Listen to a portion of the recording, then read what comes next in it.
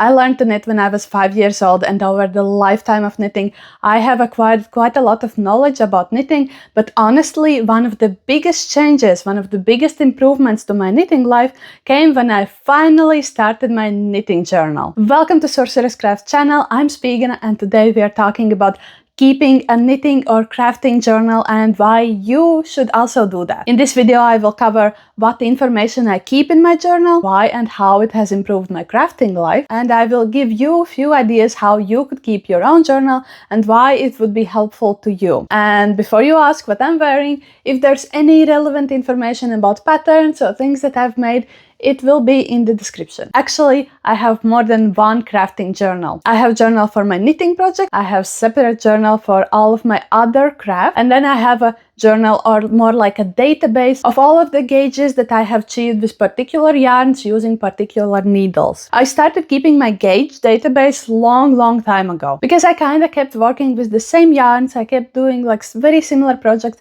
and I got tired of checking every time. Sometimes I would remember what needles I used, sometimes I wouldn't, and very often I didn't even have the finished projects with me, so I couldn't even measure anything. So I got really tired of having to measure the gauge for the same yarn and the same needles again and again and again, and I just started keeping a database for that. I keep my gauge database in Notion. It's an amazing app for keeping databases. You can customize it a lot. I've been using it for a long time. I'm very happy with it. And in that database, I log information like what yarn I have used, what needle size I used, did I knit flat or on round? What blocking method I used? What pattern I was knitting? So was it over stockinette or garter? Or in some specific cases where I like to keep motif again and again, I just keep information on what is the motif repeat there. And honestly, by now, it's very rare that I would not get the gauge that I'm intending on my gauge swatch at the first try. If I have to re-knit my gauge swatch, it's usually because I don't like the fabric that I'm getting and not because I'm not on the gauge. Because I already have such an extensive database for me personally. When I start a new project, I can just check on my database and see what needle size I should go with. And remember, both on patterns and the yarn labels, the needle size that they give you, it's only a suggestion. It won't be universally true for everyone. Usually I have to go about 2 needle sizes down, or if the designer is continental knitter, I have to go down like maybe 1 needle size, or maybe sometimes I don't have to go down. So even my rule of the thumb that I usually have to go down 2 needle sizes wouldn't be helpful to me all of the time. And that's where the database has been like just incredibly helpful. And I really want to encourage any knitter to keep your own database. And I really want to impress that it's also important to note down all of the wrong gauges that you got. Even if you knit a swatch and you get a gauge that's not the one that you were intending, and you still need to make another swatch, you still have to log that information because it might be really useful for some other project. Now for my knitting journal, the information that I put in there is what type of thing I'm making. Is it a garment? Is it a swatch? Is it accessory? Pattern name, yarn name, needle size, yarn weight, yarn color, when I have started the project, when I have finished the project, how much the finished object weighs, and then by that I calculate how much meters of the yarn I used. And I also write down any notes that I have about the thing that I made, either things that I changed in my pattern or things that I want to remember. And I personally also track how much time I have spent on knitting. So that wouldn't be like I spent 2 weeks knitting this sweater. No. So I have the information that for this sweater, I needed 34 hours of knitting time. One thing that I've learned recently, in my journal, I should have included information about what specific colorway I'm using for that yarn. Because recently I ran out of the yarn, I wanted to order more. I realized there are 2 different gray shades for it. I ordered the one that seemed closest online. It was not the correct one. So now I'm also adding like a whole section of like, what is the specific colorway that I use. And then in my crafts journal, I include information about what craft I'm doing, what I'm making, what sort of tools I'm using, what size tools I'm using, what yarn or thread or whatever I'm using. I also track time for it, and I also include notes for it. I've been keeping the knitting and crafting journals since the beginning of 2023, so by now I have 2 full journals and 1 half finished. I divide my journals by year. That's a very nice way how to manage them. And also on my journal, on a separate tab, I keep information about how much I've been knitting or crafting on any particular day of the year. I keep my knitting and crafting journals on Google Sheets. Both of them have separate files, and then on the file there are several tabs. There is the tab for calendar days on how much time I have spent on crafting. There's the general project tab where I keep the overview of all of the projects, and that's the one that I usually keep open for myself. And then for bigger projects, if I feel like it, I make separate tabs where I put down more notes than I could put on in the single cell. I chose Google Sheets because it's very easy to do some calculations there. It's very easy to operate with numbers there. And also it was super important for me that I could keep the journals on my phone. On my phone I have shortcuts for both files, so I don't need to go through the Google Drive and everything. I can just with one click open them. And for me that's a very convenient way how to keep the journals, because any successful journal will always rely on how easy it is to fill in. If filling in the journal would have felt like a chore to me, the journals would not have survived 3 weeks. But with the system that I have, they are going strong, and I fully can see myself keeping them for years and years and years. Probably the most outlandish concept there is the timekeeping. I literally have a timer that you would use in competitions or stuff in my crafts bag, and whenever I sit down to knit or craft, I start the timer, and when I take a break, I stop it. And then if I'm finished with the crafting session, I just log in the time information for that day and for that specific project. Keeping the time actually was the main reason why I started doing my journals, because my own sense of time is just non-existent. It's terrible. Ask my girlfriend. She is my official timekeeper. I wonder how she has not lost her mind trying to keep me and my non-existent sense of time on track. If you ask me what time it is, I will pretty consistently give you an answer that's 2 hours less than the actual time, and even knowing that, even trying to account for that, I am still off. And if you ask me how much time has elapsed while something happened, I have no clue. It could be either 5 minutes or it could be an hour and a half. I just don't know. And I really started feeling that it's impacting my crafts, because I had no grasp of how much time it takes to make a project, and I would set unreasonable expectations for myself, or I would postpone doing projects because I felt I don't have enough time right now for them. And then when I started them, I realized, this was way quicker than I ever expected. So for example, I knit my Bloomsbury sweater in less than 5 or 6 days.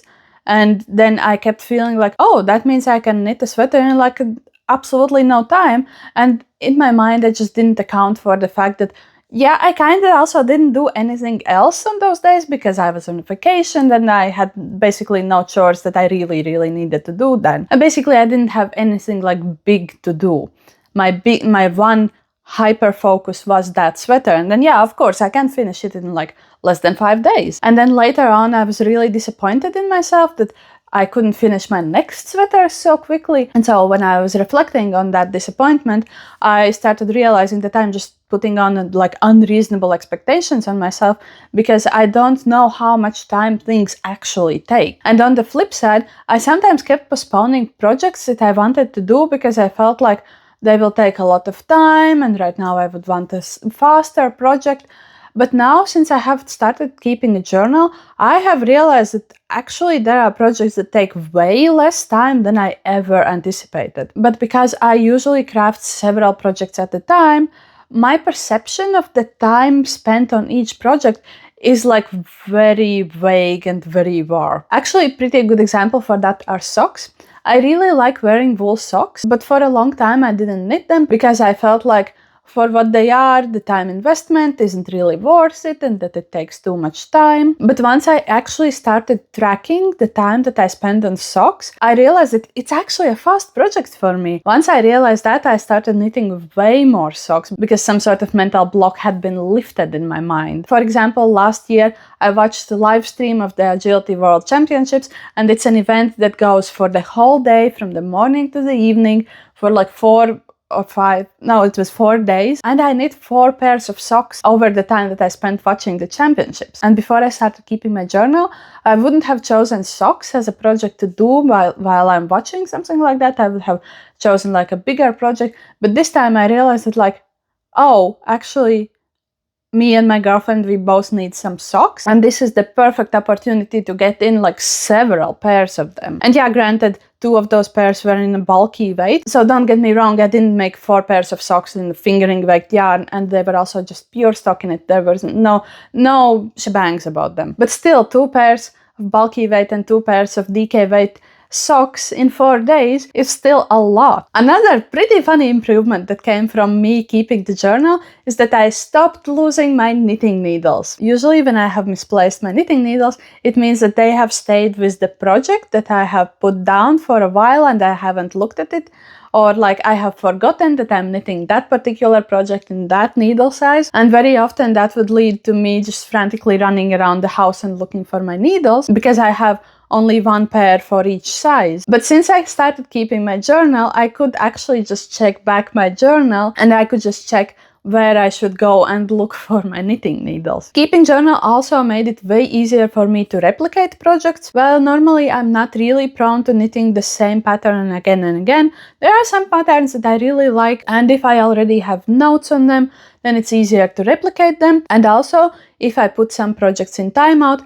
it makes it way easier and way more likely for me to pick up that project again, because I will remember what I have done there, because I will remember what needle sizes I'm using for it. I will have my own notes. Before I started keeping my journals, when I picked up the projects that were in a timeout, I would very often run in the case of like, I thought I will remember what I did, but I just don't. And now I have to spend a lot of time like looking at my knitting, counting rows, reading my knitting, and like seeing what I did there. And believe me, looking at your own notes is just way easier. It has also made it way easier for me to recommend yarns or patterns to other knitters, because now I have very easy time on checking like what I did and what I could recommend to others. A mildly unexpected thing that came out of journals, even though in hindsight I should have expected it, whatever. I really started seeing a pattern of, in the days where I'm crafting more, I'm also generally feeling better. So because of that, I also started implementing the rule for myself that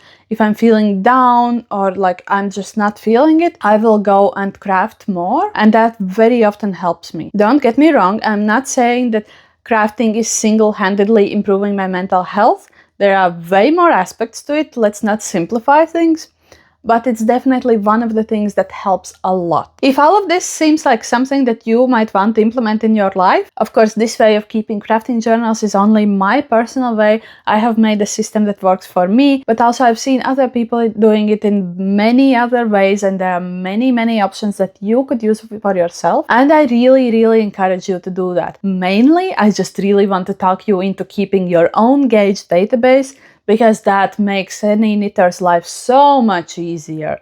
I just can't, I can't even begin to tell you how much easier that is. But also keeping notes on your projects is just really beneficial. It's really nice not to forget what you have done, and it's really nice to have all of that information in one place. So I have already mentioned 2 of the options that you could use for your own journal.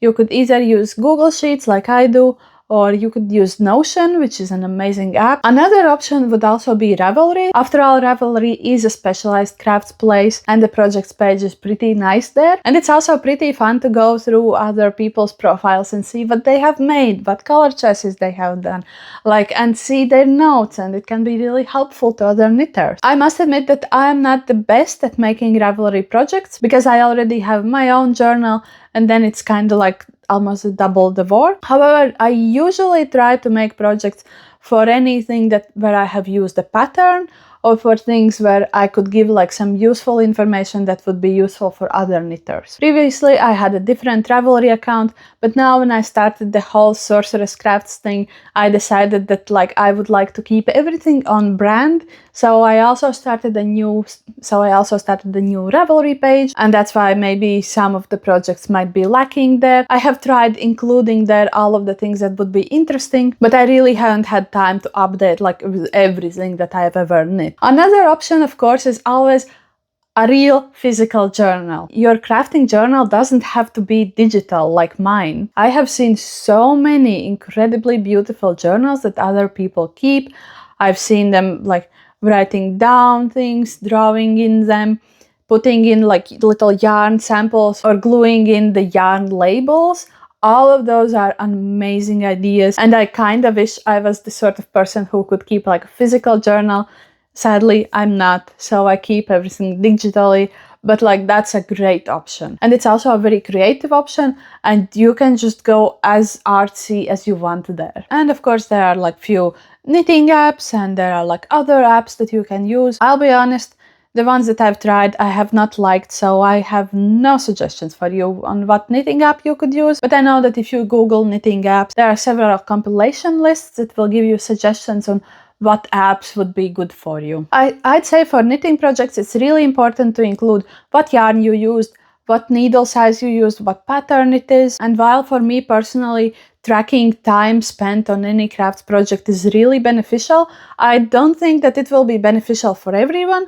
And I understand that like it's like an extra chore around your crafts project, and not everyone will want to do that. So I think that that bit is completely optional, but just having your own notes and your own reminders on what you are doing is really, really beneficial. Thank you for hanging out today with me. If you would like to support me making videos like this, I have a Buy Me Coffee account where you can either choose a subscription model or one-time payment. There is no extra content on that profile. When I started making videos about crafting, I promised myself that no crafting videos from me will be behind the paywall, because for me personally it's really important to just share the crafting knowledge the way it was shared with me. And I just think that the world is a better place if more people know how to craft, and if people don't have to pay for that knowledge. So if you choose to support me, it's a support for already existing videos and for any crazy ideas that I might have in future. I truly, truly appreciate everyone who has been supporting me. Thank you. And I will see you in the next video. By the way, for these videos, I always specifically put on makeup,